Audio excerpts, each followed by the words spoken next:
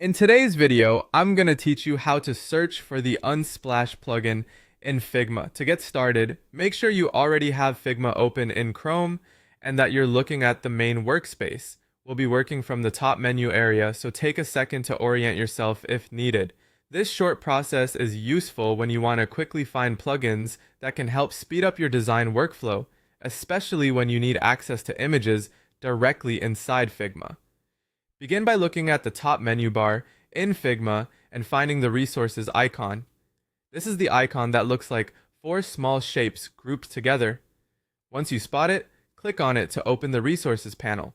This panel is where Figma lets you browse useful extras, such as components, widgets, and plugins, so it's the right place to start when you want to add functionality to your workspace. After the Resources panel appears, look near the top of that panel for the different search category tabs. You'll want to switch over to the Plugins category. This step is important because resources can show several types of items, and choosing plugins narrows the results, so you're only searching through plugin options.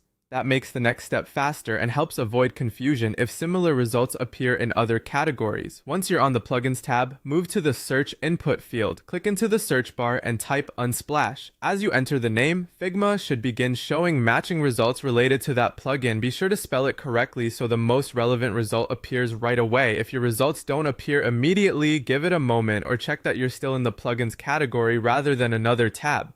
A small detail like that can make a big difference when searching inside Figma. Also, if the panel feels crowded, staying focused on the search field and the category tabs will help you move through the process more smoothly.